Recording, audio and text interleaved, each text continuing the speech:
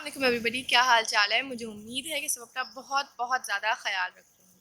आज की इस वीडियो में मैं आपको एमसीक्यू सॉल्व करने के कुछ टिप्स और ट्रिक्स बताऊंगी कि फॉर एग्जांपल कोई ऐसा एमसीक्यू है जो आउट ऑफ सिलेबस या आपको फील हो रहा है कि ये आउट ऑफ कॉन्टेक्स्ट है, तो आप कैसे एमसीक्यू की स्टेटमेंट से हेल्प लेके किसी भी एमसीक्यू को सॉल्व कर सकते हैं।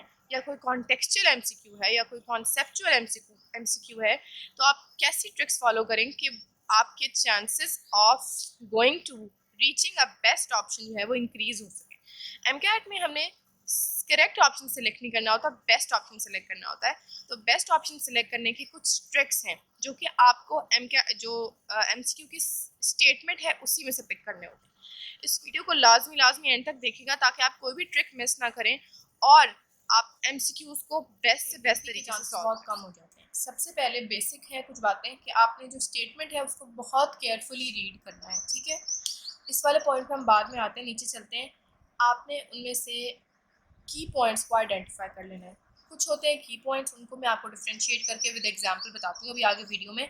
आपने कुछ स्पेशल मार्कर्स होते हैं जो कि एक्सेप्शनल पॉइंट्स होते हैं, उनको आइडेंटिफाई करना होता है, ठीक है। आपके पास एमकैट के पेपर में इतना टाइम नहीं होता कि आप पेंसिल से चीज़ों को हाईलाइट कर सकें, लेकिन जब आप प्रैक्टिस टेस्ट कर रहे हैं किसी भी एकेडमी के या घर पे, तो आप वहाँ पर मैं आपको सजेस्ट करूँगी कि आप पेंसिल से जो है वो जो की पॉइंट्स हैं और स्पेशल मार्कर्स हैं इनको अंडरलाइन करें, ठीक है। जब आपको आपकी हैबिट होगी ना, आपकी माइंड को आदत होगी कि आइडेंटिफाई कैसे करना है, तो आपने प्रैक्टिस के लिए अभी पेंसिल से, अब जब आप एमसीक्यू सॉल्व करे होंगे तो आपने की पॉइंट्स को और स्पेशल मार्कर्स को अंडरलाइन करना है, ठीक है।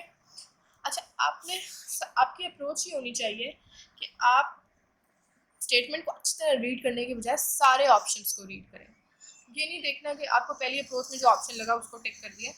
एमकैट में अक्सर ही बच्चे यही गलती करते हैं कि उनको जो पहली अप्रोच में लग रहा होता है और सारे ऑप्शन रीड ही नहीं करते और उसको टिक कर देते हैं, तो वो गलत हो जाता है। सारे ऑप्शंस को अच्छी तरह रीड करना और उसके बाद हर ऑप्शन से कोशिश करनी है कि आप कोई कॉन्टेक्चुअल बैकग्राउंड रिलेट कर सकें, जो आपने कोई टेक्स्ट पढ़ा हो या कोई कॉन्सेप्ट आपने पढ़ा हो उसके मतलब।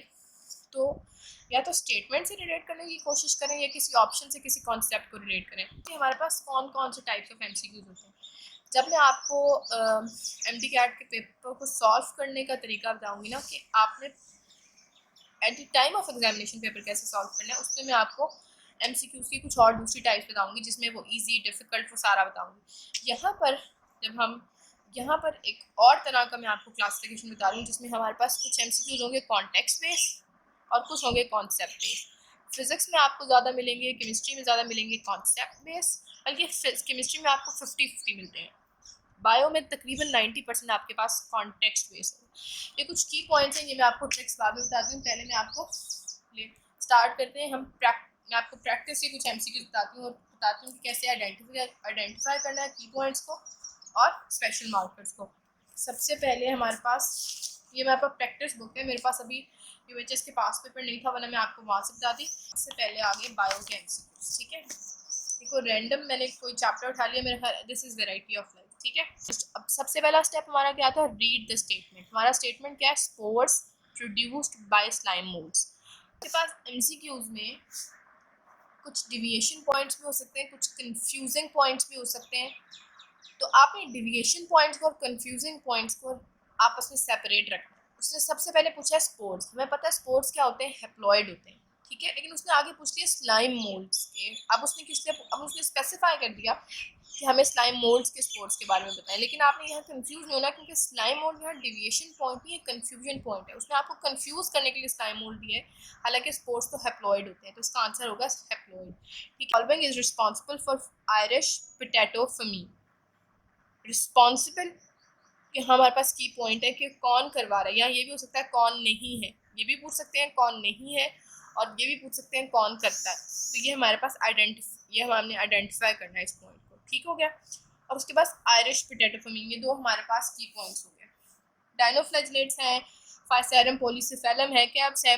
अब ये कॉन्सेप्ट बेस नहीं है, ये कॉन्टेक्स्ट बेस है, ठीक है। Specific locomotory structures are not present. अब देखो ये डिविएशन पॉइंट है, यहाँ हमारे पास किस किस चीज़ के बारे में पूछा है, स्पेसिफिक लोकोमोटरी स्ट्रक्चर्स के बारे में पूछा है जो कि ना प्रेजेंट हो, जिनमें ना प्रेजेंट हो, यहाँ डिविएशन पॉइंट आ जाता है।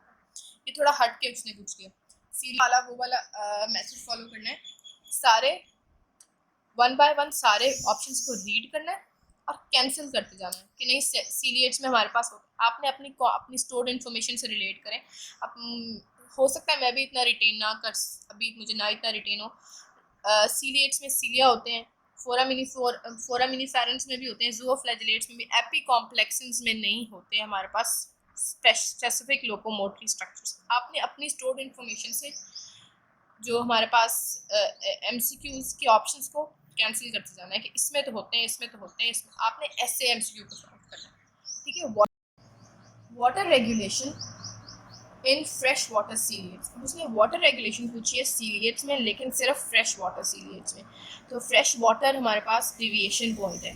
ठीक है, वाटर रेगुलेशन और सीलिएट्स हमारे पास की पॉइंट्स हैं, फ्रेश वाटर हमारे पास स्पेसिफिक मार्कर है। ठीक है, उनके पास क्या होता है, सबके पास होता है लाइसोसोम्स, कॉन्ट्रैक्टाइल वैक्यूल्स और फाइन कैनाल्स। आप ये नहीं तो कॉन्ट्रैक्टाइल फ्रेश वाटर के लिए अब देखें यहाँ पर हमारे पास स्पेशल मार्कर था फ्रेश वाटर, और फ्रेश वाटर के लिए हमारे पास स्पेसिफिक ऑर्गेनेल जो होती है रेगुलेशन के लिए वो कॉन्ट्रैक्टाइल वैक्यूल होता है।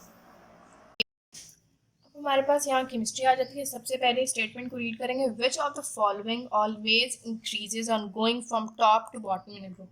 की पॉइंट सबसे पहले मार्क कर लेंगे, increases top to bottom in a group. ठीक है, ये आपके पास की पॉइंट्स हैं, ऐसी चीज़ जो इंक्रीज करती है टॉप टू बॉटम ग्रुप में जाते हुए, ऊपर से नीचे आते हुए ग्रुप में इंक्रीज करती है। और उसने अब हमारे पास जो स्पेशल मार्कर है वो यहाँ पर हमारे पास ऑलवेज है। ठीक है, ऑलवेज यहाँ पर स्पेशल मार्कर इसलिए क्योंकि ये हमें बता रहा है कि इस चीज़ में कि इस बिहेवियर में कोई अब नॉर्मल ट्रेंड नहीं है। तो ऑक्सीडाइजिंग पावर है डिक्रीज करती है long the group, electron negativity long the group decrease करती है। टेंडेंसी टू गेट रिड्यूस का क्या मतलब हुआ, टेंडेंसी टू गेट रिड्यूस का मतलब होता है इलेक्ट्रॉन लेने की ताकत डाउन द ग्रुप डिक्रीज करती है। ठीक है, तो सिर्फ मेटेलिक कैरेक्टर बचता है जो कि down the group always decrease करता है, क्योंकि डाउन द ग्रुप हमारे पास size of the atom increase करता है, इलेक्ट्रॉन देने की कैपेसिटी इंक्रीज करती है। यहाँ हमने देखना है कि which of the p block elements are not representative elements. यहाँ पर हमारे पास की पॉइंट्स क्या है, पी ब्लॉक और रिप्रेजेंटेटिव एलिमेंट्स, और स्पेशल मार्कर हमारे पास क्या है, आर नॉट के वो नहीं है। अब हमने यहाँ दो चीज़ें देखनी है कि एक तो वो पी ब्लॉक एलिमेंट्स होने चाहिए और वो रिप्रेजेंटेटिव नहीं होने चाहिए। ये है आपका स्टेटमेंट पढ़ने का तरीका। ठीक है, इसमें जो भी आपने आइडेंटिफाई करना है उसको क्या देखना है कि वो पी ब्लॉक के होने चाहिए, लेकिन वो रिप्रेजेंटेटिव एलिमेंट्स नहीं होने चाहिए। ठीक है, an element having low value of ionisation energy and low value of electron affinity, उसकी आयनाइजेशन वैल्यू भी लो होनी चाहिए और इलेक्ट्रॉन अफिनिटी वैल्यू भी लो होनी चाहिए, वो आपने देखना है। ठीक है, अब यहाँ पर हमारे पास क्या है, addition of second electron to uni negative ion. हमारे पास की पॉइंट्स क्या है, एडिशन और सेकंड इलेक्ट्रॉन, और हमारे पास स्पेशल मार्कर क्या है कि हमें यूनी नेगेटिव आयन में डालना है। एडिशन ऑफ इलेक्ट्रॉन एक अलग चीज़ है और addition of second electron to uni negative ion अलग चीज़ है। ठीक है, अब आप लोगों को स्टेटमेंट से की पॉइंट आइडेंटिफाई करना और स्पेशल मार्कर को आइडेंटिफाई करना आ गया होगा। अब हम डायरेक्ट फिजिक्स में देखते हैं कुछ कैलकुलेशंस वाले एमसीक्यूज। ठीक है, यहाँ पर मेरे पास एमसीक्यू नंबर 16 है, 2 point charges of 2 coulomb each. 2 point charges हैं, दोनों की एक ही वैल्यू है, ये तो हमें समझ आ गई। 2 मैसेज ईच ऑफ 1 kg, दोनों की एक ही वैल्यू है। Separated 1 metre. रेशियो निकालनी है इलेक्ट्रिक फोर्स और ग्रेविटेशन फोर्स। सबसे पहला काम करना है, पेपर पे ही लिख लेना है पेंसिल से कि रेशियो कैसे निकालनी है। पहले क्या बताया, इलेक्ट्रिक फोर्स, दूसरा क्या बताया, ग्रेविटेशन फोर्स। ऐसे लिखना है, जो पहले बताया उसको ऊपर, जो बाद में बताया उसको नीचे। ठीक है, ये आपने सबसे पहला काम करना है, क्योंकि यहीं से बच्चे खराब कर देते हैं सारे। अब देखें, सबसे पहले हमने ऑप्शंस को रीड कर लेना। हमारे पास देखें कॉन्स्टेंट्स में क्या कौन कौन सी वैल्यू, 6 है, 2 है, 6 है, 6 है। पावर्स को देख लें, -6 है, -10 है, 8 है और -8 है। रेशियो निकालते वक्त आपने सबसे पहला काम, दूसरा लिखने के बाद कि कौन सी फर्स्ट वैल्यू कौन सी सेकेंड, आपने दूसरा काम ये करना है कि जो सेम वैल्यूज़ हैं और एक ही पोजीशन पे हैं, आर है दोनों में कॉमन, और दोनों डिनोमिनेटर में ये आपस में कैंसिल हो जाएंगे। ठीक है, तो हमारे पास जब रेशियो आएगी वो आएगी K Q1 Q2 M1 M2 यहाँ पर 7G। ठीक है, तो हमारे पास सिर्फ ये रह गया। अब हमने इसको कैलकुलेट कर, ठीक है, इसलिए हम 9 मल्टीप्लाई 10 टू पावर 9, ठीक है, multiply 2 multiply 2 multiply 10 to power -6 multiply 10 to power -6 over 6.67 multiply 10 to power -11। और क्योंकि हमारे पास मैसेज 1 है तो हमने लिख लिया। ठीक है, अब नोटिस होगा मैंने क्या किया, कॉन्स्टेंट्स को एक साइड पे कर लिया। ठीक है, उसकी वैल्यू, उसकी वजह ये है कि नीचे जो कांस्टेंट है उसमें पॉइंट्स हैं। तो हम पहले कोशिश करते हैं कि हम पावर्स को सॉल्व कर लें। अगर हमें पावर वाला, क्योंकि चारों पावर्स डिफरेंट हैं, तो अगर हमारे पास पावर्स में करेक्ट आंसर आ जाएगा तो हमें ये वेरिएबल सॉल्व करने की, कांस्टेंट सॉल्व करने की ज़रूरत नहीं पड़ेगी। ठीक है, 10 power minus minus same powers add, नीचे वाली पावर ऊपर गई तो